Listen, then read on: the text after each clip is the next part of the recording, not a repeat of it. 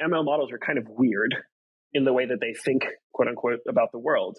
And they might represent something quite differently to what a human would. They might focus on quite different things because they are mechanistically pursuing an objective.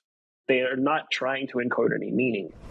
The Wright brothers were wrong about how the Wright flyer worked. They just had intuitions about it. And it flew. That's an object demonstration. It doesn't really matter if your intuition's wrong if the thing works.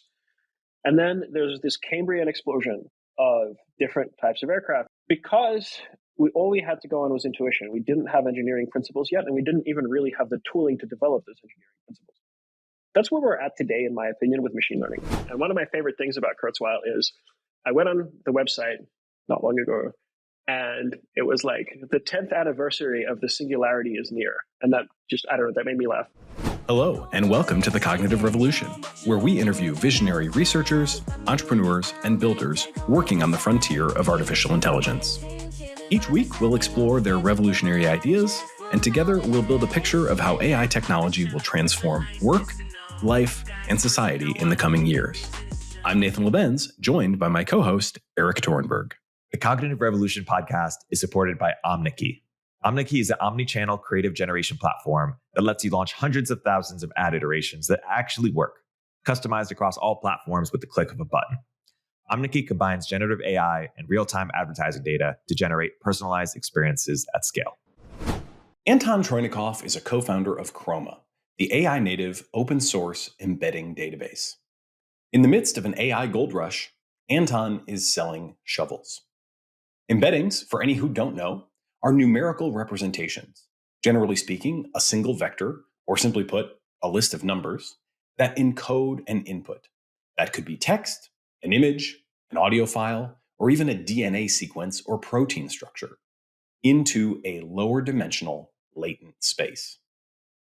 The embedding process is itself learned, such that semantically similar inputs cluster together in latent space, and the resulting embeddings can be used to compare inputs, to power retrieval systems, and for additional processing. Embeddings are a key piece of a huge number of AI-based projects right now. By embedding a data set, whether it's a user's email history or Google Drive documents, or even a company's entire knowledge base, developers can enable semantic search at runtime and include the most relevant background information in language model context. This dramatically improves performance by reducing hallucinations and increasing personalization. We talked to Anton about embeddings, the trade-offs and optimizations involved with working with embeddings at scale, their recent stable attribution project, which flexes the power of Chroma by taking a stable diffusion generated image and attempting to determine which of the 5 billion images in the Lion training set had the most influence on its creation, but which also quickly became a flashpoint in the broader debate about how artists and other rights holders should be credited and compensated for their contributions to generative models. We also covered the big picture of recent AI developments. Anton is a deep thinker with a sophisticated conceptual understanding of latent space. I learned a lot from this conversation, and I hope you do too. Anton Troynikov, welcome to the Cognitive Revolution. Glad to be here. So tell me first about vector databases. I think our audience is obviously interested in AI. Most probably have at least a superficial sense of what a similarity score is, what a dot product is, but take me to how that works as a database, and then we'll get into some of the optimizations there as well. Yeah, sounds great. So let's kind of start at the beginning. What a vector database allows you to do is if you can represent your data as a vector, it makes it possible to perform geometric operations on your data. So traditional databases have, let's say, algebraic discrete data structures, right? Like a SQL table you select from where, and it has concrete properties, and it returns exactly that result. With a vector database, data is represented as vectors in high-dimensional space. So you can perform operations that have geometric meaning instead. Like, distance, you already mentioned, similarity scores. You can talk about densities meaningfully. You can, fit surfaces to them. You can cluster them in a way you can't in an algebraic, form of data structure, a discrete data structure. So what I think the reason that they're exciting right now is because we now have powerful models that can transform all kinds of different types of data into vectors, and it can transform them into vectors in a meaningful way. So traditionally, that's been text, and a lot of these embedding functions have been kind of hand-rolled. But now with the success of, transformer models and attention-based models for modeling text, the vectors that you get out from those kinds of models are much more meaningful. They represent structure like a human would impose structure on the resulting vectors. So, sentences that talk about similar things, they end up close together in vector space. And that's kind of what that's done is turn on a lot of experimentation and development with using embeddings as kind of the AI native way to represent data. And so I'll give you an example. A typical workflow that you see is you want a model to answer questions about specific information. So ChatGPT, for example, it's trained on an enormous amount of data. You can ask it questions about anything, but it might hallucinate. It might not have the information that you want. And certainly it might not have your personal private information that it didn't, it wasn't trained on because it's not available anywhere else. But you still want it to be able to answer questions about it because it's good at general question answering as a task. So what you can do is you take the corpus that you want it to answer questions about, and then you embed it. You can embed it using, there's a bunch of open source models. You can also use OpenAI's API. You can use Cohere's API, and transform that data into vectors. And so you have the data available as vectors with the actual text associated with it, with that representation. And then what you do is you query it. And you query it by, again, taking a query, embedding the query text, performing a nearest neighbor search or an approximate nearest neighbor search in the vector database, returning relevant documents.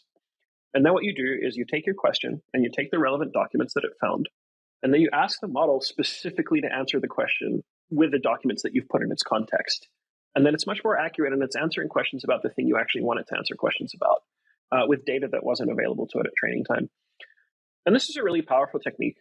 It pretty much suppresses hallucination. It allows you as an organization to use large language models without fine-tuning them, which is expensive and slow. And it confers a lot of other advantages as well, which maybe we'll get into in time. But that's kind of the basic idea. Vector databases have been around for a while. Pretty much any service that you use that has a recommendation or like a similarity thing. So the one that I always think of is Pinterest.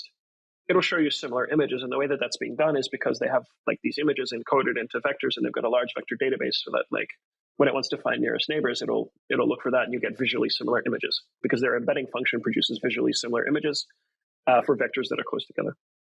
But the use cases for these things are exploding now because the embeddings for all kinds of data became available, and it's super cheap, and you can just hit OpenAI's API. You don't need to have your own model anymore. And people are building all kinds of really cool applications on top of this stuff. Yeah, okay, there's a lot to dig in there and follow up on. For one thing, just to contextualize a little bit, I would imagine a lot of our listeners have experience querying SQL databases. So I would love to get a little bit of a sense for kind of how the DBA life is different as we move into a vector world. I think you spoke, and I'll just give a couple additional notes too on like there is so much energy around these kind of chained retrieval and language model systems right now. That's really at the heart of kind of these dreams that everybody is dreaming. Everybody sees ChatGPT and everybody says the same thing that you said, which is, well, man, if this had my data, if this could go read all my emails, if this could remember every text message I've ever sent. And then obviously the business use case is even bigger and probably a deeper need, because now you've got organizations and all of our Google Docs, and our whole knowledge. I mean, how many companies have rolled out these knowledge bases or the wikis, and but do those things, can anybody even locate the information in there? Generally not, right? So this vector database kind of sits at a really critical point in that value chain. And you've started a company that is a vector database company. So tell us, before we go into even more details, tell us a little about your company specifically. Absolutely. So I want to say one specific thing here. Chroma uses a vector database as a technology, but the thing Chroma really is a platform for basically embedding knowledge that your machine learning enabled applications can use. You can think of us as the thing that acts as the storage layer for applications that use large language models in the loop. So we're much more than a vector store. And one of the things that we had to really learn while we were building this product was the affordances of the existing vector stores on the market don't really suit this use case very well at all. And we actually built this product in-house, and we were using it in our own product experiments for a while. Chroma basically started on the principle that you can understand a model's behavior based on how it sees its data, basically. And an embedding is a model's representation of its input data. And so all of our product experimentation was around like running algorithms and embeddings, representing them, showing them in different ways, manipulating them in different ways. And we needed something really easy to use for developers. We needed something that would allow us to rapidly experiment, maintain development velocity while still being very performant. And so when it became clear, and OpenAI did a lot of good work here in marketing the power of embeddings to people, and these sort of early use cases showed up with document question answering, it became clear that, wait a minute, there's thousands or hundreds of thousands of developers in the world that are going to need something exactly like this. And we essentially took what we built, packaged it up to make it a lot easier to sort of just get up and running, and then gave it to people, and people really seem to love it. Things have been really exploding it's kind of crazy to me because it feels like it's been out for a while, but we launched it last Tuesday was when I announced it on Twitter. So it's kind of been a lot since then. Yeah, time is doing very weird things for me as well. Earlier this week, I realized it was on Wednesday that I realized, wait, we just did that on Tuesday? And it was like, oh my God, so many things happen in such a small period of time in the AI world. It is dizzying to say the least. Yeah, I feel like there's been a few step changes, right, over the last couple of years. So first of all, I think GPT-3 was the watershed back in 2020. And then Stable Diffusion, DALL-E, but Stable Diffusion was the next really big one because it allowed people to see that, wait a minute, you don't actually need to own a huge model. I can totally just run this on my laptop and get results and build things around it. That was a huge watershed moment because it was open source and like small enough to run on an M1 Mac. You can do it yourself. Someone was crazy enough to get it to run on an iPhone, which I thought was amazing. And then the next thing that just recently happened was ChatGPT. And technologists will all tell you the same thing. People have been like following closely for a while will tell you the same thing. They'll be like, oh yeah, the model was already available. It just needed fine tuning. Nobody did it, blah, blah, blah, blah, blah. That doesn't matter. What matters is it's packaged and given the right affordances so that people can easily understand what it is they can do with it. And then they'll start doing that, and then they'll start experimenting. So I think those are the two big watershed moments that happened in the last while that really makes it look like a amazing playground for experimentation right now. So you mentioned a couple things that I just wanted to elaborate on a bit. One, it sounds like you guys are a neutral vector database technology, so I can use any different provider. You mentioned OpenAI. Their pricing, just to give context on exactly how cheap it is, because you said it is cheap. The cost to embed all of the transcripts of every podcast that Joe Rogan has ever done, 100,000 pages of text, $40 to embed that 100,000 pages. And if you wanted to go, this is from Boris Power, who's at OpenAI.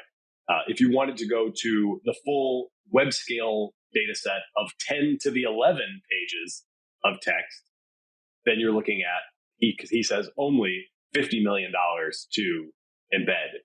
So, that's not nothing, but to embed the entire, web scale databases, it actually is amazingly cheap. So once you have a document, or whatever it is embedded, then you can also store those embeddings. You don't have to, unlike the other APIs, that are generative and doing something new each time. The embedding is kind of a one shot, there's no temperature setting. You're going to get the same thing out every time. So then you can store it. And that's where your platform comes in. You mentioned that there are some shortcomings of the things that were out there. So what shortcomings did you see and how did you address those in the product that you've built? Yeah, those are great questions. I think the first shortcoming was just how hard it was to get started with anything out there. Like we evaluated literally everything else in the market, and it just didn't fit our needs of rapid development, rapid experimentation. It was either too hard to deploy and keep running because it was really designed for heavyweight workflows from day one, or it didn't really provide the kind of price performance point that we needed, or it was just frankly too complex. Chroma for a long time was just me and my co-founder, Jeff Huber. And we couldn't spend like an entire full-time engineer's worth of work just running the vector store part. We needed something else. And the other thing is we found the abstractions were pretty wrong. So, there was also like a bunch of missing features, which we just couldn't figure out why they were missing. We just implemented them. There was a bunch of other things too, which kind of made it obvious that the affordances here were wrong. Like none of the other products on the market are really like AI native. That's the way we think about it. And that's because like you need to, like, if you have this app that's LLM enabled and it has like a store, you need a much more like transactional approach. You need good inserts, updates, deletes. You need to have it talk to the embeddings API properly. You need to have it return the results in a way that the model is going to pick up easily and then stuff them into the context window, all of these things. And we also saw in parallel the growth of what we think of as application development frameworks for AI LLMs. Our friends Langchain, for example, we were a day one integration partner when Chroma launched with them. Like we saw that, okay, the thing that we build has to actually fit what people are doing. It shouldn't fit this like abstract idea of vector database. It needs to be an app development platform. It needs to be the storage layer for app development. And then it needs to have the right affordances to think about this so that developers can actually think about it in the right way. And those are kind of the main differences. That said, like it's pretty performant. We're making it go even faster pretty soon. Pre-AI, what were the main use cases for vector databases that people had built all these other things for? Yeah, look, the two big ones, as I mentioned earlier, are recommender systems and semantic search. Prior to embeddings are a concept that basically just means take data from one high dimensional space and encode it as a vector in a lower dimensional space. That's all embeddings really means. It's actually not even a deep learning concept that predates it by a long time. It's an idea in mathematics, which the name is like loosely used now, but that's pretty much what it means. And so there were a lot of, like I mentioned, especially for natural language processing, like hand-tuned methods to convert words into vectors or convert like corpuses of documents of text into vectors. And then, you would try to hand engineer these embedding functions and then store them in a vector database and then query them and look them up in a similar way to the way I've described. And what people focused on in that era was building these really large scale data, like vector databases intended to work at very large scale. So we're talking about like being able to query billions of documents out of the box, being able to like search over billions and billions of images out of the box for sort of these like web scale huge applications. And at that time, like AI just wasn't in the picture. Deep learning really wasn't in the picture. So do you also have like a sort of SQL-like aspect to the database where, you have could I do like a sort of equivalent of like a where clause where I'm like, but I'm only interested in these. So you have kind of traditional B tree indexes along with the vector space. Okay. That's right. It allows us to, so we have the underlying algorithm that we use for the vector index, and the index is the thing that actually stores the vectors and the relationships between them. And then there's a metadata store, and the metadata store stores the data in like original, more SQL-y form. And we have them talking to each other in such a way that you can take something that filters the query that you perform in this very traditional way, and then turns that into a query onto the vector store. So I can say, find me all the matches to this query, but only from documents that contain this phrase. And like, you can just do that with Chroma. So one of the things you said about the technology that caught my ear was the phrase approximate nearest neighbor search.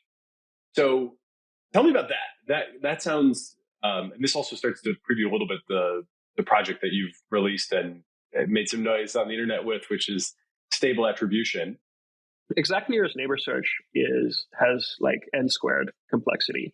Each time you add a new vector and you want to query it to find out what the nearest neighbors are, you need to perform an n squared calculation. Like it grows in the number of vectors quadratically, which is actually for certain sizes of data is totally fine. Roughly, if you have like, I don't know, a couple of hundred data points, it's fine. You should just be doing exact nearest neighbor. It's just one matrix multiplication, and that's very fast. NumPy calls out to like very fast numerical libraries. You can just do a matrix multiplication, keep it all in memory. It's nice and fast. You don't have to think about it. The issue, of course, is quadratic growth is really bad. So by the time you have, north of 10,000 data points, that n squared is really starting to hurt you. And this is where approximate nearest neighbor comes in. And there are several of these algorithms, but basically all approximate nearest neighbor algorithms are flat in the number of, or approximately flat in the number of vectors in the index. So you no longer have this n squared term. Your query times, regardless of how many vectors are stored in the index, are going to be identical. But there's a trade-off. The trade-off is you won't necessarily get all the nearest neighbors every time. You might lose some. And that's called a precision recall trade-off, and it's very similar to other aspects of machine learning in that way. But in practice, in many applications like these, that's a trade-off that you can make, and the trade-off isn't very severe. It's not like you're going to lose half. It's more like you might lose one in every 100 queries. Yeah, interesting. Okay, so that makes a ton of sense if you're working at a 5 billion vector scale. How do you think about kind of, when you said 10,000, I was thinking, I'm pretty sure I have more emails in my Gmail than that. And so how should I think about kind of these sort of mid-scale personal data sets where I probably do want the full thing, right? Like I don't want to miss the one thing that I most need. So yeah, tell me how, in that mid-scale, what happens? Yeah, so you can, especially for smaller data sets, you can tune for more recall. You can make it very unlikely that you'll miss anything, but still get that good query performance. You can also trade off processing up front and sort of insert, time to insert something with recall and query performance, depending on what your workload looks like, basically. If you have a lot of inserts, if you want it to be fast, it's probably a good idea to tune it to be a little faster so that insertion speed, a little bit less recall. If you're like if you have like a set of data and you really need to insert it once, do all the pre-processing on that side. You'll still get great recall. So the tuning, it's interesting. There's multiple meanings of tuning. You're speaking about a pretty classic database tuning paradigm, which is like, when exactly do we do stuff and do we pre-calculate? So I had listened to your conversation with Packy on the Not Boring podcast not too long ago. And actually, as I was listening to that, I thought you were tuning some sort of learnable, like fine tuning some sort of aspect of either the embedding or, the way, like so you're doing that as well. Like which dimensions, would be kind of primary. So tell us about that side as well. Yeah. So this is again, like I mentioned, one of the most important parts is you can perform geometric operations. And because of the way that embeddings work, those geometric operations have meaning. So for example, kind of the simplest example of this that I can think of is you can cluster vectors geometrically, but those clusters will have semantic meaning.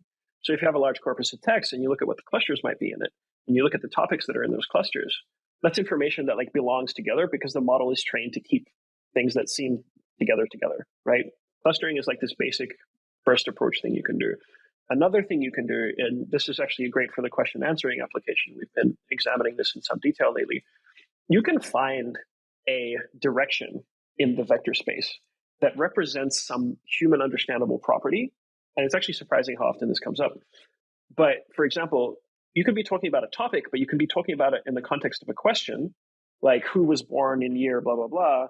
And then over here, you could be talking about it like, oh, this king, etc., was born in blah, blah, blah. And so if you find this like question answer vector, you can do interesting like remappings and bring things closer together. And because it's just a vector space, it's this well understood, fairly straightforward mathematical structure. The way to like transform one thing that you want into a different thing that you want, or like make it work better, fine tune it to get better results for you, is actually very straightforward compared to traditional machine learning. You don't need to do backprop. You just need to estimate some transforms, which is something that we know how to do. That sounds pretty similar in some ways to like classifier guidance almost, right? Like you're sort of identifying a direction that is the direction from statement to question, essentially. And then you can kind of move around, you could place that vector anywhere in theory and kind of move from different, statements to their corresponding questions. Obviously, it's going to be a little messier than that, but there's also all kinds of other things you can do directly by working with this. For example, if you have a system to get user feedback about relevance of the return results, you can reweight your your space by applying a learned transform on top of it to get ever more relevant results from human feedback in a very straightforward way. There's no model retraining that you need to do. Your model is doing what it's best at, which is like understanding and recomposing knowledge. And actually, that takes me on an interesting tangent here, which I really do want to indulge briefly. Right now, we're seeing like, Chat GPT and then GPT 3.5 and GPT 4 soon, which are these large models that know things. And like they're trained on very large corpuses of data. They're very expensive to train. They're expensive to fine tune. You don't really know what knowledge is in them, but they're very good at general purpose tasks. They are, they can do all kinds of tasks efficiently for you with like zero shot learning or like multi-stage prompting. And I think those models are going to be around. I think they'll continue to be there because they're such great, they're almost like utilities, really. But on the other side, I think what we're going to see is these smaller, leaner models, which are actually trained to find and compose knowledge in response to queries rather than store knowledge in their own weights. And we've seen early signs of that. There's a paper called Retro, or there's a system called Retro. It's from Meta. Or is it from Meta? I think it's from DeepMind. Sorry, I misspoke.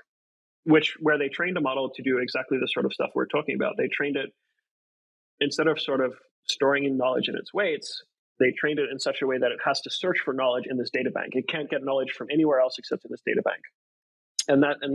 I think that's one direction in the future. And we're starting to see the very first stages of that happening right now. And the sort of stuff we're building with Chroma really enables that.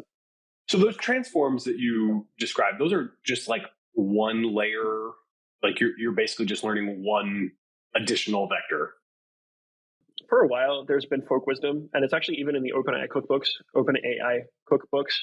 There's been this folk wisdom that a linear transform, which is just a matrix multiplication, is enough to transform one embedding space into another embedding space, as long as the semantics are like broadly the same. And there was recently another paper about this where they demonstrated that, empirically, models tend to learn the same representations of the same thing. So mapping between them is a straightforward operation. And that kind of means that that's very promising for being able to do things like that and integrate it really well with what we're building. Like relative representations, is that the paper you have in mind? Or I think so, yes. Yeah, that was a fascinating one. You see these kind of, obviously it's a higher dimension than projected back down to an even lower dimension for visualization, but you see these kind of shapes where you're like, oh wow, that's very strikingly the same subject to a rotation or, a dilation or whatever. I thought that was a pretty awesome, the clarity that they achieved in demonstrating that, I thought was pretty cool. It was great empirical work. And honestly, I think more machine learning research needs to take that empirical approach. I think machine learning people need to take more cues from biologists and really observe what's going on first. There's one extra interesting thing about, you brought it up just now. You saw how these embeddings seem to be invariant to rotations or scaling, right? So there's a very interesting potential approach here, which is obviously, not obviously, but in principle, you could find ways to maybe decode people's information from the vectors. So if you're a provider of, say, cloud vector storage or something, and people are sending you their data, it might be a risk of you being able to read that, and people don't want to know that. But most of the operations that you perform in vector space are, like you mentioned, invariant to translation, rotation, and scaling. But that means that you can put even if I know that your data came from, say, OpenAI's Ada 2 model, if you apply a random transform and maybe add some noise, it's very, very, very difficult for me to recover that transform, but I can still perform the same operations that you want me to perform in that space. So, and we haven't evaluated this in depth. It's an idea that I had fairly recently, but you can think of this as a form of homomorphic computation, because I can perform computations for you without really knowing what your data contains. And I think that's a really interesting thing as well. And that might be a whole direction on its own in a little while. The security, I'm working on a couple projects where I'm like, boy, that actually could be a great solution to an otherwise thorny problem of where exactly are we sending our client data and who is seeing it in what form? So yeah, that's a really interesting insight and a great connection. There's so many, the convergence of so many things is just striking to me. We just did another interview with the authors of Blip, the computer vision model. They just came out with Blip 2, and Blip 2 reduced the training computation requirements by 95%. They were able to train the whole thing on a single machine in under 10 days. And the reason that they were able to do that is because they kind of created an ensemble approach where they had a pre-trained vision model and a pre-trained language model, and they just trained this connector model between the two, which I think they said was 200 million parameters. And what it predicts are text embeddings that are derived from the images. And so then they're able to inject this representation of the image, skipping the embedding layer, just going straight to injecting the embeddings as kind of a prefix to the prompt in a way that is, well, the thing that I thought was kind of most fascinating about that is they're accessing a part of that embedding space that no text could in fact access. We talked quite a bit about, like, is there any way to sort of reverse that to, like, what text would you have had to put in to get those embeddings? And they were like, yeah, there's really no text that would create similar embeddings. We're just finding these, kind of weird spaces, but the language model knows what to do with it. But, it's hard not to see the analogy between, like, the vision model being sort of the eyes and their model being kind of, some sort of relay layer. And then you get the language model, seems like an executive function of some sort. You're kind of doing a similar thing, right? Like, you're connecting. I mean, is that how you sort of casually would describe it to people? Like, the language model is kind of the executive function or the sort of top level processing, and then you're helping get into deep memory? I think that's a reasonable analogy. Yes, I think that's a reasonable analogy. I think another paper that's in that vein, you've just jogged my mind, is Robotics Transformer, RT1, came out from Carol Hausman's group at Google Brain Robotics. And what they do is, they have like a perception subsystem that sits on top of everything, and then they have this planner, and the planner just basically learns from these multi-head embeddings to, like, output plans and actions. It's really, really cool. It's kind of similar to the system that you described. It's all coming together pretty fast. It's really an interesting time to be working. I think that there's also just untapped veins of research here. The reason, we noticed this very early on, even before we started Chroma, that the incentives between, let's say, academic ML AI research and industrial academic AI research, and I don't mean universities versus like industrial research labs, because they're mostly doing similar work now. I mean more like the sort of work that production machine learning deployments are interested in versus the sort of work that maybe pushes you towards AGI is fundamentally different. And one of those big differences is in academic research, there are accepted community benchmarks, and your aim as a scientist is to demonstrate the performance of your model on these accepted benchmarks, right? But the benchmarks are static. Whereas in the real world, the data is always changing. And, questions of, like, should I train my model? What do I train it on? Is it working better or worse? Monitoring it, measuring it are of much more salience than demonstrating performance on benchmarks. And kind of, we founded Chroma with that observation in mind, that there's actually a lot we can do and mine some of these rich veins of research if we just focused on them in the first place. Going back to nearest, approximate nearest neighbors, we talked about kind of various tunings you can do where you can kind of pre-compute some stuff depending on your workload, where you can learn these transforms to get more and more relevant over time. Do I still have to worry, if I'm doing that there's some sort of systematic blind spot in my system? Like, if I'm, it just to start to bridge to stable attribution, if you've applied all these techniques and I upload, an image that I got out of stable diffusion, is there any way that we could start to assess, like, whether or not there's some sort of systematic bias there, or is there some part of the latent space that's, like, being kind of unfairly not brought to the fore in the attribution? I think so. And actually, again, there's an experimental feature we're deploying into Chroma very shortly, which will tell you the relevance of what's been retrieved. So you can actually do something about it. You probably know there's like a two-step retrieval process as well. It's called hide, where instead of just embedding your query, what you do is you send your query to a language model, you let it hallucinate whatever it wants, a response, but it looks more like a response. Then you embed that and do the query. But it's expensive. It's expensive to do two large language model calls. We did some napkin math not long ago, and we figured out that, for example, one company who we've been talking to, if they did it even the vanilla way, it would be hundreds of thousands of dollars per week, right? So reducing the cost of this is actually really important. And so what we realized pretty quickly was we could make this hide approach more efficient if we could algorithmically figure out when the results would be relevant or not. And so we're deploying that very shortly. And it's a very general idea that I think people will also integrate into their sort of app development flow. Again, because all this stuff is geometric and nicely continuous, we give you a probability instead of just a threshold yes nor. So yeah, but again, pretty much everything we're talking about, more research, more work needs to be done. Give us the brief overview of stable attribution, and then those who want to go deeper on that topic specifically, definitely recommend the show that you did with Packy on the Not Boring podcast feed. But give us the kind of short overview, and then I have some questions that you didn't get to cover on that conversation. Absolutely. So the short version is fairly straightforward. We saw a need and a possible technical approach to figuring out, or at least starting to figure out, how images in Stable Diffusion's training set influence particular generations that are created. And the way that we did that is by doing by extracting various information, both about just similar images to a given generation, the training set, but then also figuring out what the right similarity is. And the reason we took this approach is, again, because there are optimal approaches, but they are all computationally intractable.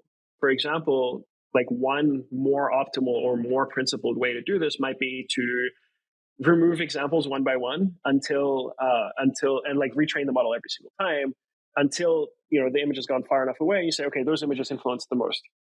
But of course, every training run of Stable Diffusion costs about $160,000. So it's computationally infeasible. We found a different approach. We think it's principled, and we applied that. And we leverage other, various properties of how diffusion actually works alongside similarity and latent space. We construct what we think is a principled similarity metric and go from there. Cool. So give us just a little bit more of the principles behind it, at least, and then I'll get into a couple of questions. Yeah. So assuming the audience here knows basically about how latent diffusion models work, they're trained in their training set. They have image text pairs, and they're trained to reproduce the same encoded latent as the training example through the diffusion process. They're trained by iteratively adding noise to the training example's latent vector representation, and then training a network that reverses that noise. And what's great about it, what's actually the big breakthrough, is this is very efficient, both in terms of how much data is used by each dimension in the vector, but also because you can train in parallel each denoising step. That's the big thing. So, there's a few parts to this. The starting point is okay, well, given that the model's training objective is minimized if it can exactly reproduce the latents of all of its training examples, and because we know that the latent space is continuous and smooth by definition, because that's how backprop works, you have to be that, then it's not unreasonable to say that training examples that are near the generation in latent space in some way are influential to the output of that generation. So that's where we started from. We took a look. We found out a bunch of interesting stuff. We found that, for example, there was a bunch of papers that demonstrated that actually Stable Diffusion totally can reproduce or very close to examples in its training set, which people denied for a long time. I don't know why. Now they tell me you can reproduce a tiny number of examples. That's not what you were saying before. But anyway, we found that noise in the training set is definitely something quite interesting here, because the clip representation of images and text might differ for a given example. And you can imagine why. The same image might have a lot of different captions, even in different languages. And then a lot of the data is just noisy. So we took that into account. And we took into account the attention mechanism of the diffusion model itself by constructing attention maps. And attention maps are actually, if you look at them in a slightly different lens, they're actually just, again, a matrix multiplication. They're a linear transform of that vector. So when we apply the attention map, we get, it's as if we're transforming the latent space, and then we can do similarity search in that new latent space. That's a very short overview. Cool. So yes, again, for more depth on that, go to the Not Boring Anton Teaches Packy About AI episode 6. And there is quite a bit more detail there. So just kind of zooming out from the technology a little bit, I naturally went online and tried it. And I tried it with a mix of images that I have made with Stable Diffusion. I know that it's not really meant to be used on natural, images that I took on my phone. But of course I tried that as well, and it does work. And, either way, you do get images back that are similar. The divergence definitely between the real images, stuff on my phone, and what comes back is bigger. And I think you have an explanation for that around kind of, or why it doesn't come back with so similar images, even though I mentioned that they must exist, right? Yeah. So here's the interesting point. The similarity is not perceptual human similarity. It's models. It's how the model perceives the difference. That's an important thing to note. It's when I say influence, it's not necessarily the same way that an image might influence a human artist where they will draw motifs and inspiration from it. It's more like this very mechanical, raw interpretation, like these vectors are the same, right? These vectors are similar. So to a human perceptual system, once those images are decoded from their vectors, they might look pretty different and you won't know what's similar about them. But we know for a fact that like ML models are kind of weird in the way that they think, quote unquote, about the world. And they might represent something quite differently to what a human would. They might focus on quite different things because they are mechanistically pursuing an objective. They are not trying to encode any meaning. And I think that's what produces surprises. I think one way to think about what you get back with inserting images that are not from Stable Diffusion is if Stable Diffusion had produced this, so if it were possible for the model to produce this, or put another way, if you like, if the model had produced this image with a corresponding caption that was appropriate to it, here's what would have been in the training set. It's like it's a long chain of counterfactuals. It's not really meaningful. So here's the thing, right? And you can go and look at this, anyone can. If you go to GitHub and you look at the Stable Diffusion code, whether version 1 or version 2, as provided in the open source repo, there is a watermark function in there. That watermark is not present in most hosted versions of Stable Diffusion, and we don't know why. Or at least if it is present, people don't tell us what the watermark is, and we don't know why. That was our plan originally, to sort of reject non-Stable Diffusion generated images, but it's just not present, and we felt that better to release and get feedback than not. Yeah, actually, I think it is an interesting experience when I used my real, taken on my phone images. The results were kind of, I don't want to use this term, but it's the only one that's coming to my mind. I know it's loaded. But it almost did feel like the pieces that were kind of collaged together to make my actual real image. Like I tried one where it was just my kids saying goodbye to their friends at our front door. And what I got back was not like all, kids at front doors, but you could see these like elements that were very resonant across the images.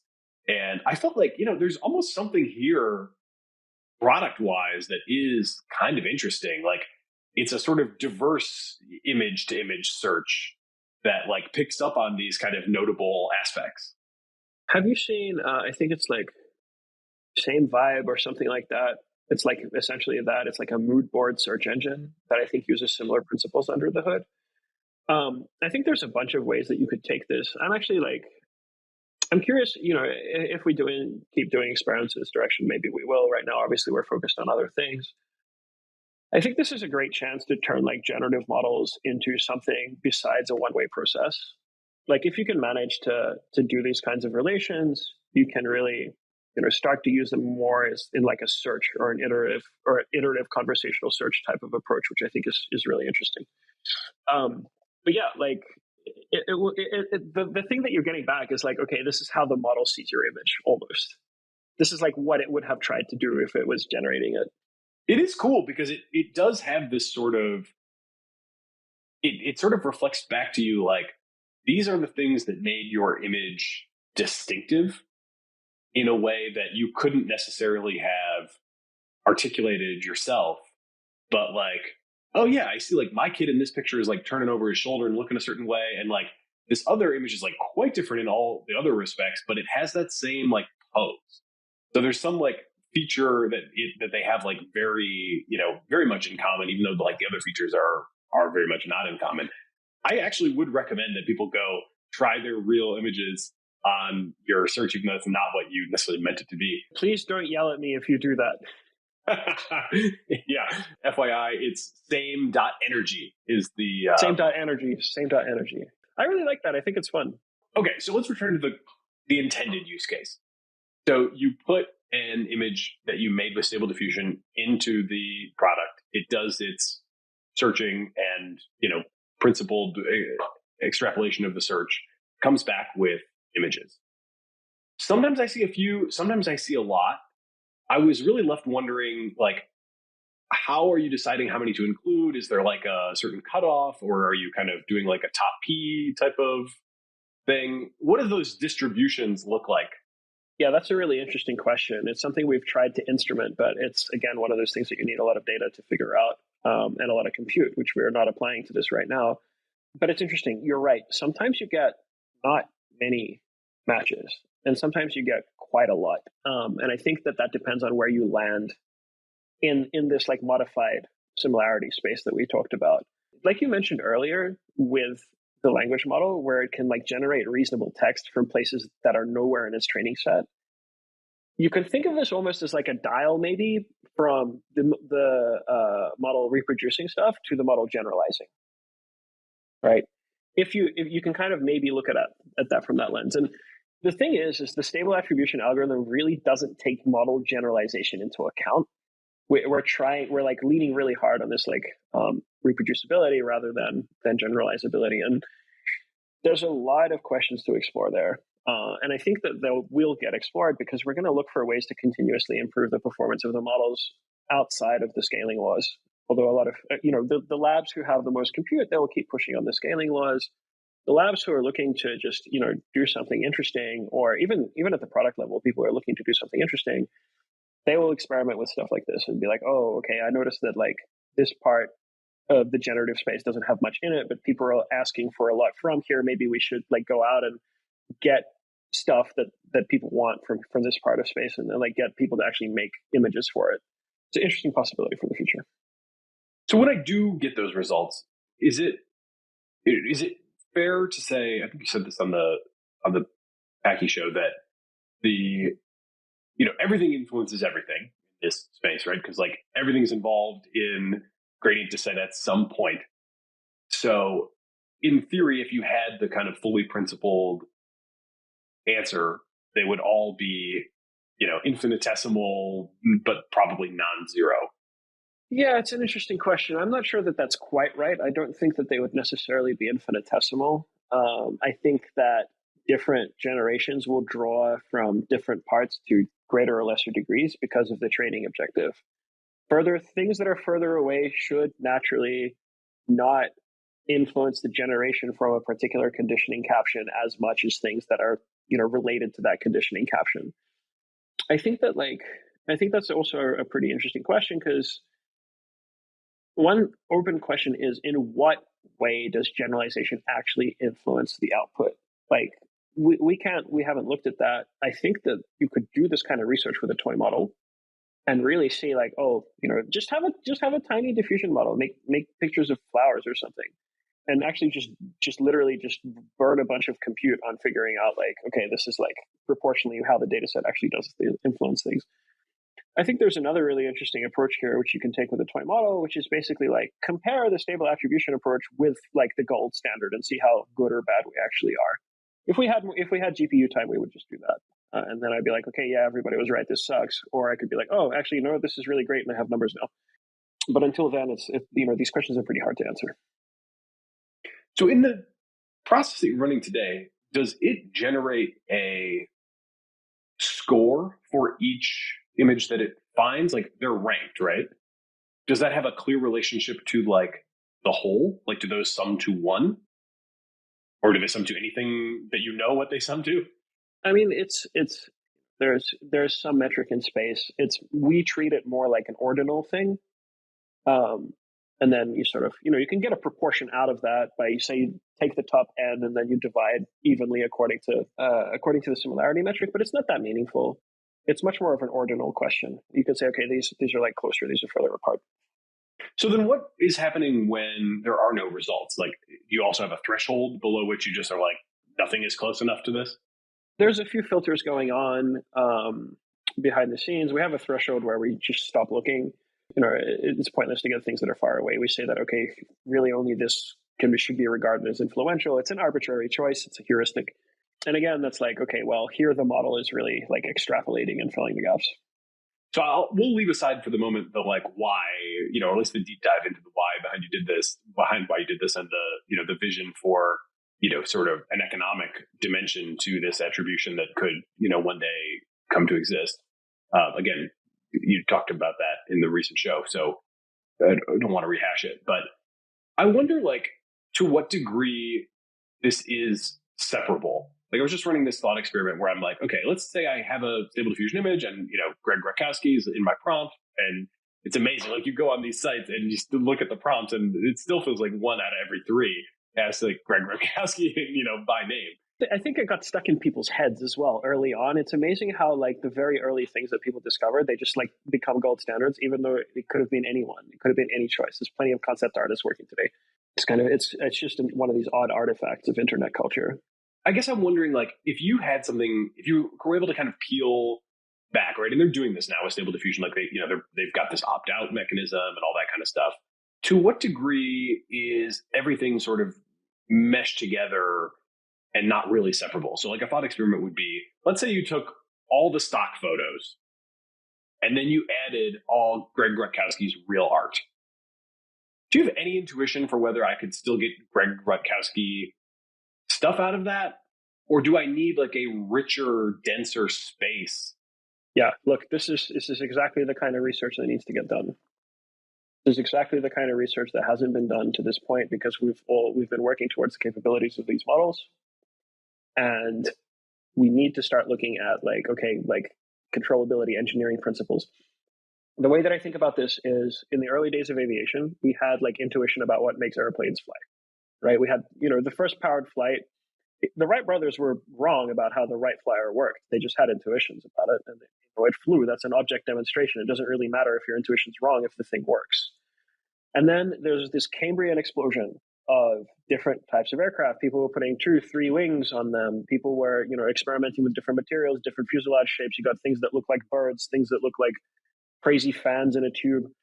Because all we had to go on was intuition. We didn't have engineering principles yet, and we didn't even really have the tooling to develop those engineering principles. That's where we're at today, in my opinion, with machine learning. We have a whole bunch of intuitions. We kind of know how things work. And what's really interesting, and this happens very frequently, is like some paper will assert, and even with stable diffusion, even with like latent diffusion models, they were like asserting, oh, this is like Langevin thermodiffusion dynamics, and the paper came out the other day. I think it's called cold fusion or something like that, or cold diffusion, where they're like, no, it's not. Here's an object demonstration that that's not true. We're in that era of just experimentation. None of this stuff is like really well understood. And we're seeing the early days of people trying to develop principles. The scaling laws were the first thing, where it's like, okay, well, we're going to empirically demonstrate that you need to increase data as much as you increase compute, otherwise it's worthless. That'll develop further until we probably get to a point where we can actually design the things that we're building for the mission that we're intended to perform, like we design aircraft today. Because we've, and we still don't know everything about flight. Flight is a very complex discipline, but we now have the tools and we have enough experimental sort of evidence, and we have enough, laws of physics that we can really like build pretty amazing aircraft. But it took a long time. Yeah, for what it's worth, it sounds like you might have read it, but the David McCulloch Wright brothers biography is pretty short and absolutely fantastic. I could not recommend that. Would you send me that? It's very striking just how these two brothers cared about basically nothing but doing the work. And their family, but they really did not. There were a lot of folks out there who were like hyping themselves up as the great experts in flight, and they never actually flew anything, despite their supposed expertise. And these two dudes they put their heads down and they just did the work until they actually had the goods. Yeah, and then they milked it. Then they milked it through intellectual property law just as far as they could, until Curtis bought them. It's kind of a Greek tragedy, honestly. It's interesting. That's not as much covered in the book, so maybe I'm missing some of the less flattering aspects of their story. I don't know if you have any take on the kind of technology angle. I was thinking also as I was doing this, you go through all these prompts and you just see 4K, Unreal Engine, Pixar style, red brand cameras, and envisioning your kind of imagined future of like people getting some sort of economic remuneration for their contribution to this. Do you think that like those sorts of technology layers also have a claim? Like, It's interesting. I think that's interesting. That's a really interesting point. So first of all, I like for me as somebody who works in this discipline, prompt engineering kind of feels like, and I've said this elsewhere, kind of feels like trying to pick a lock with a wet noodle. Like there's a behavior that you have that you want the model to do, but the only interface you're using to the model is like literally typing text into it. When what you really want to be doing is like have feedback mechanisms inside it, like with control systems like we have in industrial machinery or an aircraft. So like what actually is adding 4K doing? Open question. Nobody's like, it hasn't been answered. This is more of that kind of research that I'm talking about that needs to be done. Like why does 4K matter? It's kind of like with Instruct GPT. Why does telling it that it's the world's expert in something make it produce better answers? What's actually happening? And the danger is anthropomorphizing these models. It's like, oh, it's thinking better. It's not a person, it's a machine. Dissect the machine, see why it's doing that. Where is it going in its latent space? All these models are encoding and decoding a latent space. To answer your next question, like, how do you attribute rights holders to equipment? I mean, that's fairly settled. You don't. Although, could be interesting. Personally, I'm not a huge fan of adding additional copyright law or additional like strengthening derivative work IP law. One of the reasons that we did this project was we didn't want Disney to own everything forever in the inevitable copyright backlash. Because you can imagine, like, okay, derivative work copyright law gets strengthened, and then the next day Disney says, well, anything vaguely superhero looking is in the Marvel universe, so I'm sorry, you can't draw pictures of that anymore and put them online. So that's one of the reasons we actually released this, is just, to actually align incentives here. I hadn't thought about that angle. I think traditionally sort of the medium is elided. I don't think that people really have claim to images based on the equipment used to capture them. Could be different here. I don't know. I can't say that I have an opinion. Yeah, I don't really either. And it definitely, I would agree. It seems quite settled when it comes to, the photographers own their work and they bought the camera and that's kind of the end of that transaction. But this does feel like it could be different. Certainly just the number of times you see that as you go through the prompts does kind of suggest like, geez, there is something to that is, highly desirable that they've kind of created that, people have a hard time getting without them. So I wouldn't be surprised if the red camera makers attached to something at some point. Look, I think maybe it's something similar to how photographers will share, their equipment. They'll say, this is how I captured this photo, right? They still captured the photo, but there's some credit to the equipment they used so that other photographers can learn from them. I don't know.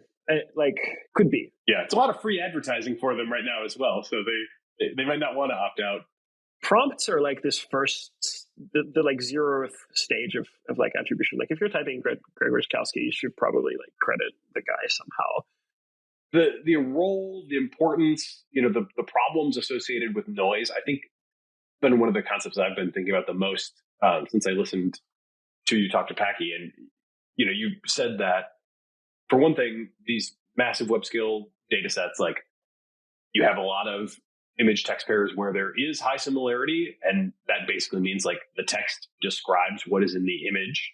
And then you have a lot where, it's kind of like a totally different thing that may have almost nothing to do with what is actually in the image. And that just serves to add a ton of noise to the data set. And then you're kind of extending that to say like that noisy portion of the data set is helping it generalize. I don't have a great intuition for that. So I'd love to understand your thinking there a little better. Yeah. So like in, let's say, old school machine learning, even though it's been around since 2015, in the prehistoric times, in the times of our forefathers, one thing that people noticed very early on was that neural networks were very prone to overfitting. And the way to prevent overfitting was to inject noise into the model's training loop.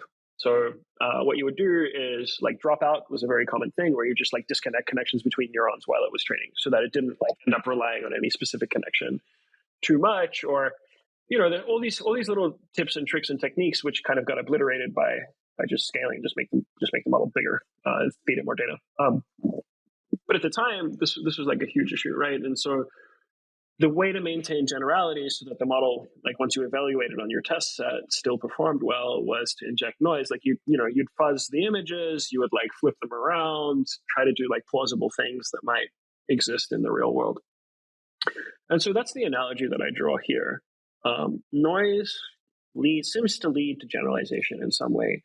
It seems to allow it to, when the text and the image are not very related, it seems to grab something conceptually here from those images. It's like it almost picks like supporting structures out of them without necessarily attaching the associated meaning. That's just an intuition that I have.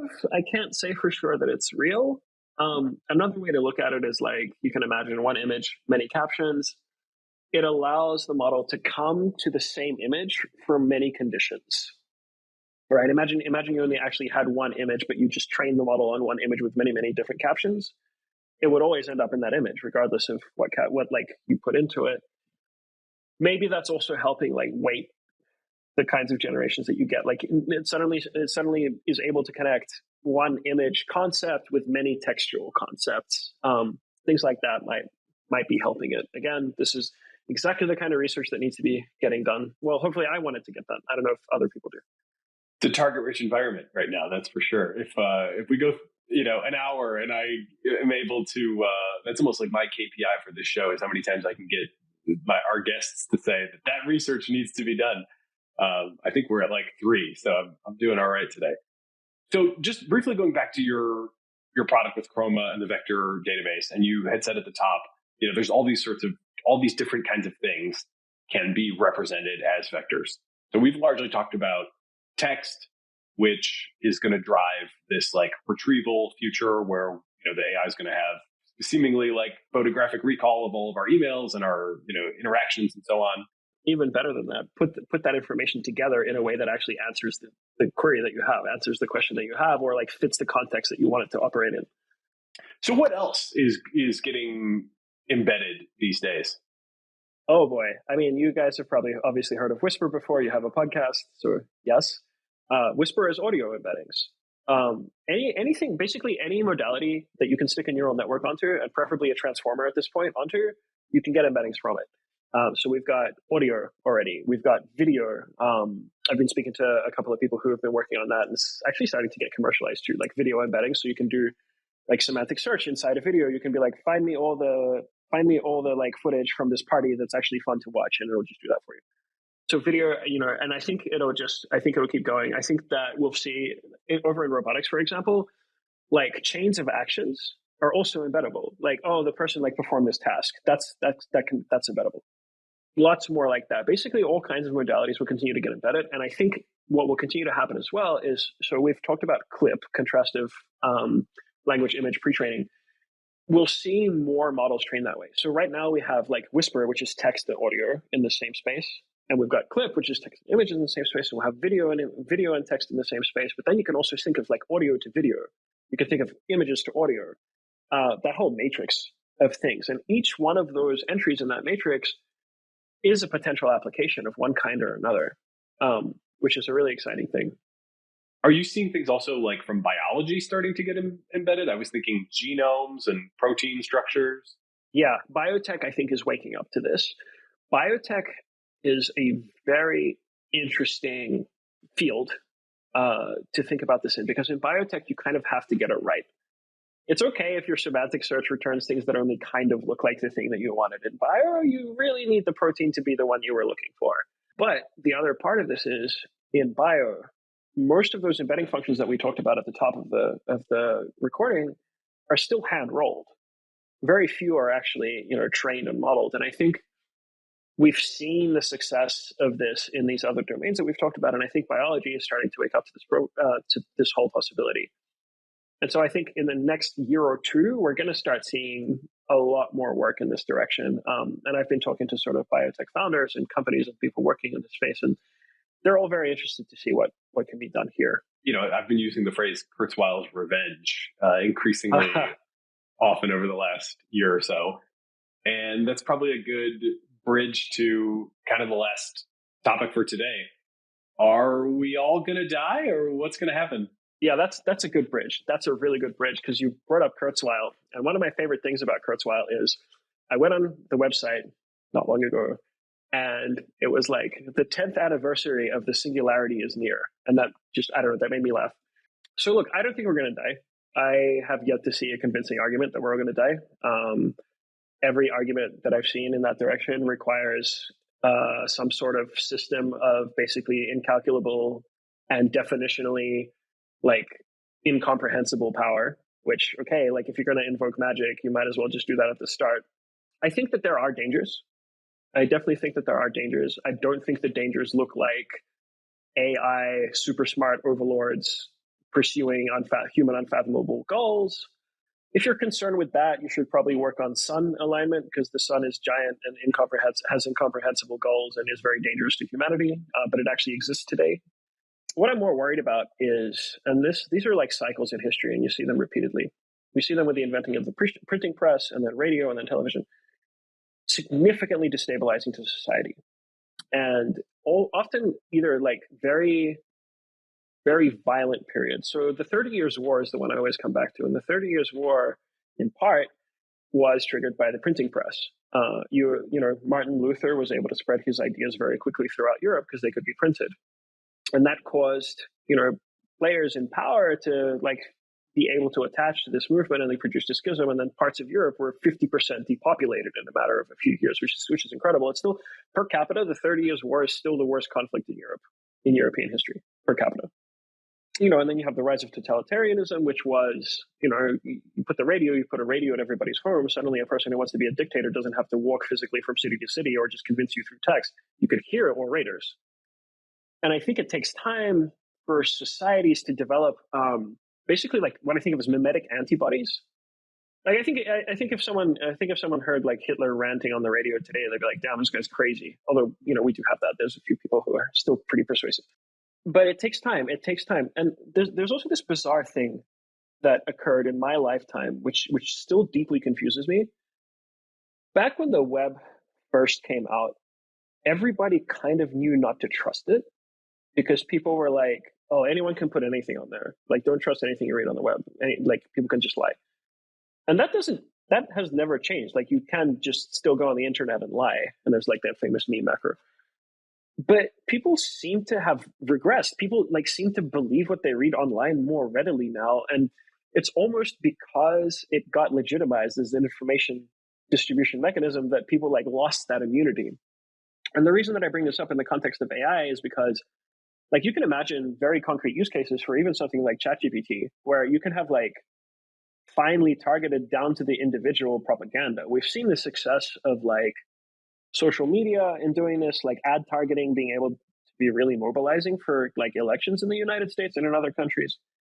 I think at the point where you can like create text that's individually targeted and kind of like start hacking people's actual preferences to get them to vote for you or to like incite violence or any number of things, that's kind of dangerous. But it's not the AI, it's the people running the AI. There's another interesting thing, which I've been speaking to a few people about, and I'll sort of mention in the abstract, which is like, there are dangerous things in the world which are still gate kept because the knowledge of how to do those dangerous things is very difficult to come by.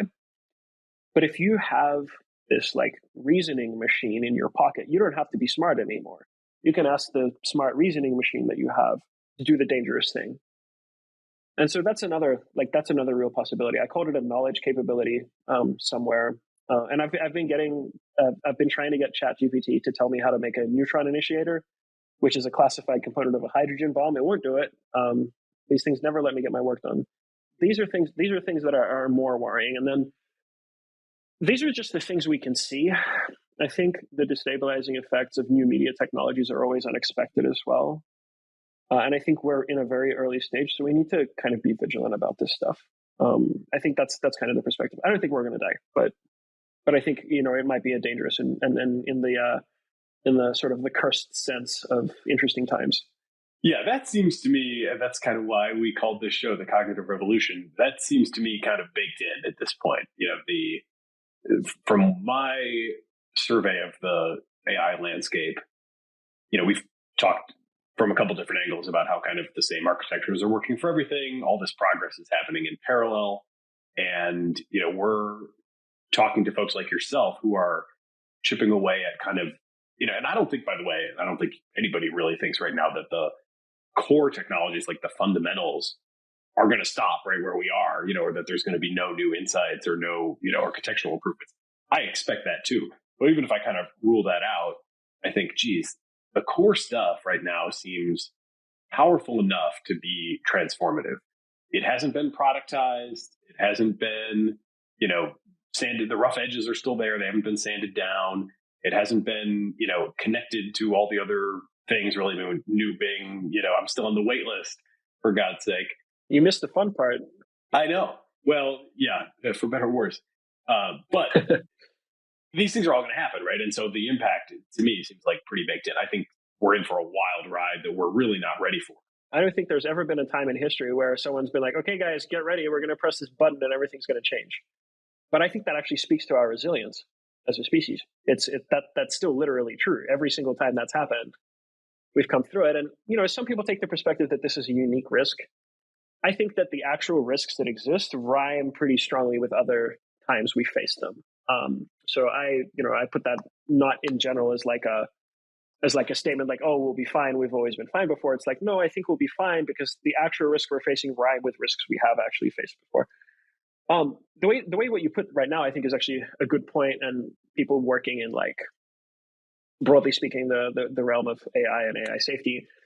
The sort of the consensus is even if we stopped training and developing new models today, we would keep finding new uses for the models we have today. Like if you see how people experiment GPT-3 and 3.5, like discovering that you could ask it to think step by step makes the answers better.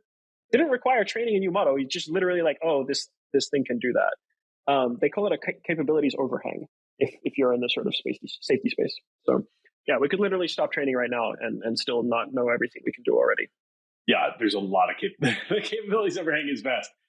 I'm really uncertain whether or not we're all going to die, but I definitely don't rule it out.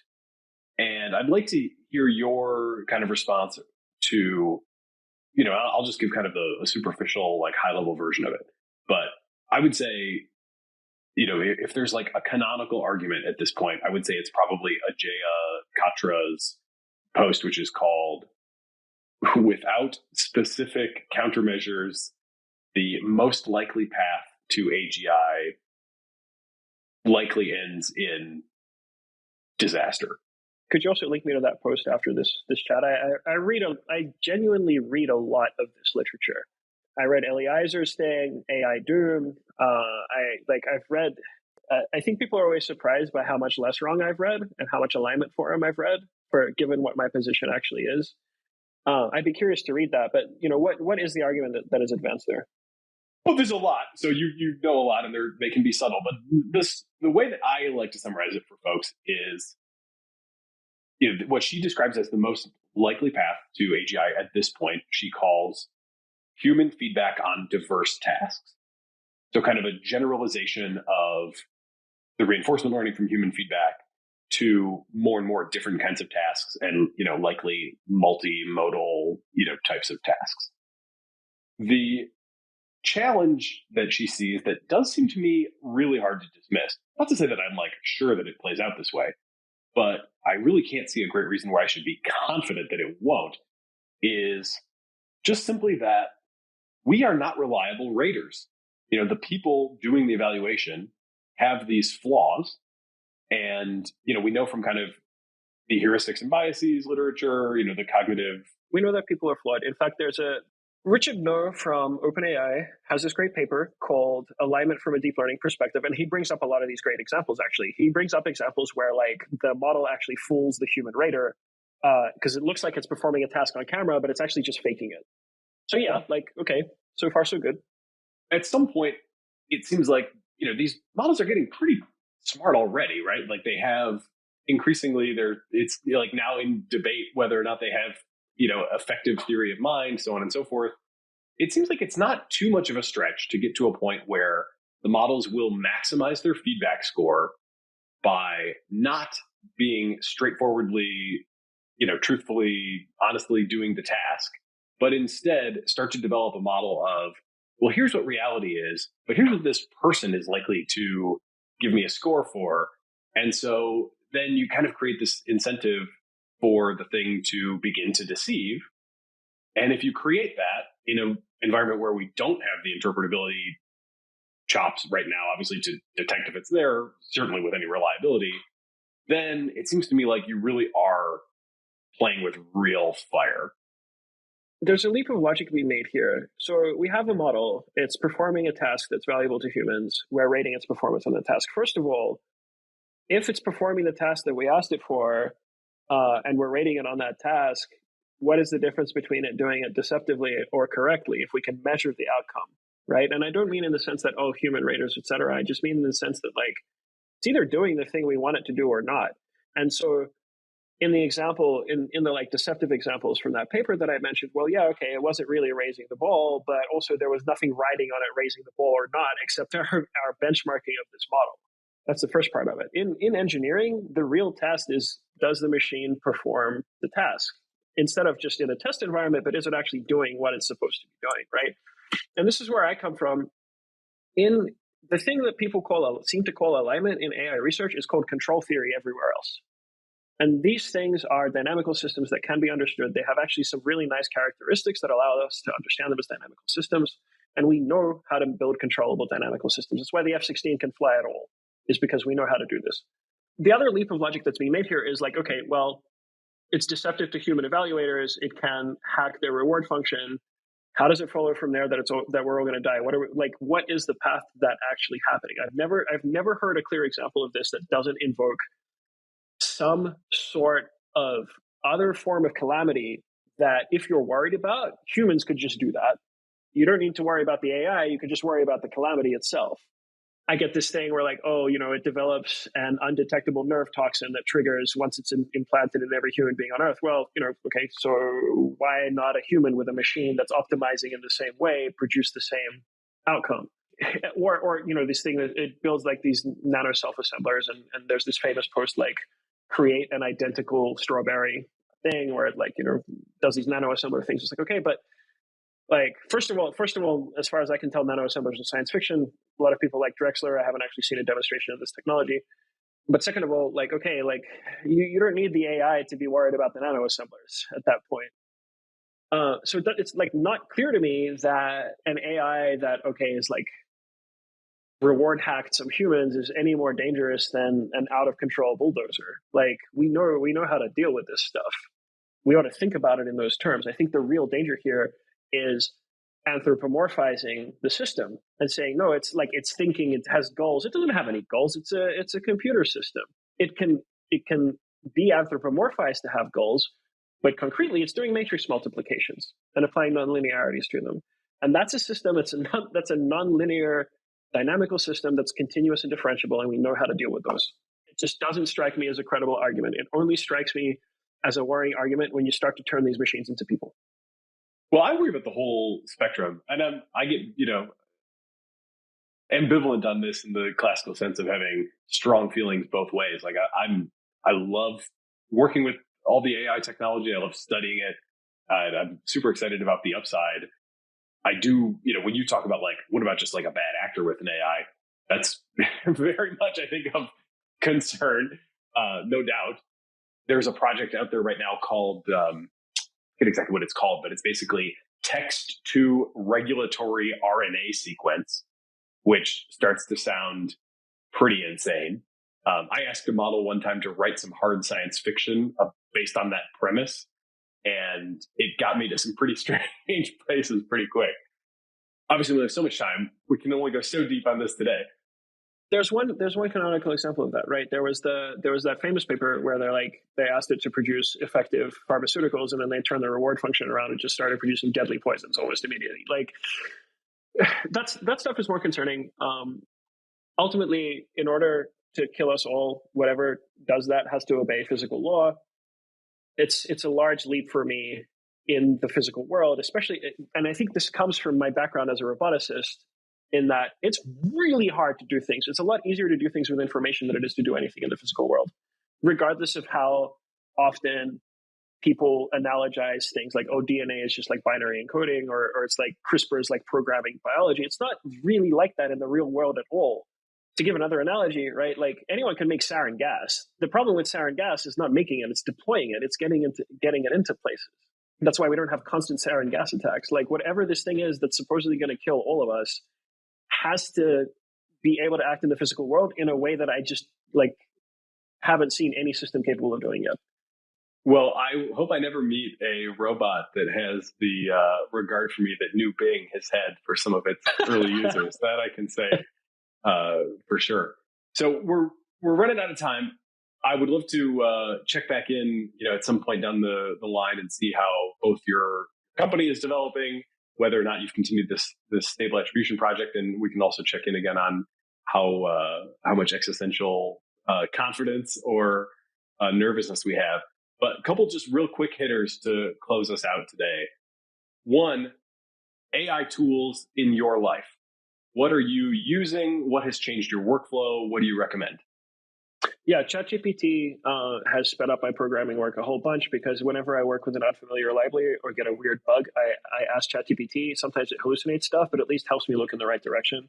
I use like coding assistants. I've been using Copilot. I recently tried Codemium. Both pretty good. Definitely sped me up as an engineer, mostly because like I no longer have to like Google or go to Stack Overflow or look for documentation of stuff that I'm unfamiliar with. And what that means is it's not replacing me as a programmer. It's getting the things that I really don't know how to do out of my way so that I can focus on the things that I'm actually really good at. That's been a huge productivity boost. Yeah, I think that's really the main ones that I'm using today. Also recommend Replit and their Ghostwriter and Ghostwriter chat. Yeah. Pretty cool. We really like Replit at Chroma. Okay, quick hitter number 2. Hypothetical scenario. If 1 million people already had a Neuralink implant and it would allow you to type as quickly as you can think, in other words, you now have thought to text, would you get one? I think, and I've thought about this, I think if we end up living in a society where somebody makes me implant a computer in my head, or it's like socially unacceptable to not implant a computer in my head, I'm going into the woods. So that's a no. You're a no on... It's a strong no. Listen, I've seen how software is written. I don't want it anywhere near my brain. Yeah, it's wild. I do think, I kind of expect to see that day. I used to think my grandparents, who were born around 1930, and my grandmother's still alive. She's going to be 90 this year. I used to think that they saw way more change in their lifetimes than we ever would, and that perspective has started to change recently. And now I'm like, yeah, maybe I better be getting emotionally prepared to have a hole in my head and a little implant. Look, I know what's going to happen here. What's going to happen here is I'm going to have some neurodegenerative disease when I'm like 85 years old, and they'll be like, install Neuralink and it just fixes you. And I'll be like, God damn it. Remember when I went on that podcast? You'll remember it after they do the implant. That's when exactly. That's when you'll have the memory. That'll be the real tragedy, I think. You're right. All right. Last one. You're not so concerned about the doom scenarios, but give us your big picture hopes, positive hopes for, and also to the degree that you have them, downside fears for AI for the rest of this decade. Yeah, I think that's a really good way of framing some things. So one of the problems that we faced historically as a species is the thing that we talked about earlier, where nobody tells us, like, we're going to push a button and everything's going to change. But I think AI gives us the possibility of having tools that allow us to rapidly adapt to our situation. And kind of the fundamental thing that humans have going for us is our adaptability. So a prosthesis, an extra tool that allows us to adapt even faster, makes it easier for us to deal with problems as they emerge. It actually could make us safer in the long run. And the way that I think about that is like right now, for example, to suppose that there's like some frightening thing like COVID, right? In COVID, you needed a PhD or an MD to understand like what to do with it, right? And there's only so many people in the world that really understand like what recombinant DNA really means. I certainly don't. I'm not a biology person. But if we had tools to like get people to the research front, like a PhD in a box where it was like exactly tailored and individualized to you and turn you into a researcher just because you wanted to work on that stuff, that sounds like we could be much more agile and nimble as a species to deal with anything that might come up. That's a hope. Of course, the downside is every new media technology has this other property where at the start, everyone believes it's going to be for education, but it ends up getting used for pornography and propaganda. And I think this time is no different. And the propaganda part worries me. And the sort of this new idea of like knowledge capability through having a reasoning machine in your pocket kind of worries me a bit. The thing that doesn't worry me is like, I don't think that like, you could probably reason your way to some very dangerous things. But again, those very dangerous things require you to be able to act in the physical world. So we're talking about more like fairly organized actors being dangerous rather than individuals. Hard to say. But yeah, like overall, I think one thing that's going to happen, I think one other dangerous thing, which we didn't really discuss, is there's a very real possibility that another AI winter will happen. And I actually asked Sam Altman that question a little while ago. There was some sort of event. Honestly, over-exuberance about the capabilities and then they fail to deliver, that's what's happened in every other time in AI winters, right? Like, the previous one was like expert systems, and one before that was neural networks. Now we're back at neural networks again. That's kind of worrying because another fallow decade when we could have these incredible technologies is actually like, I don't know, that seems really bad to me. We should try to like be fairly clear-eyed. That said, I'm still bullish because there's like these massive capabilities overhang we haven't even started to explore. So that's all the time we have for today. Anton Troynikov, the company is Chroma, the embeddings database. Thank you so much for joining us on the Cognitive Revolution. Thanks for having me, guys. The Cognitive Revolution podcast is supported by Omniki.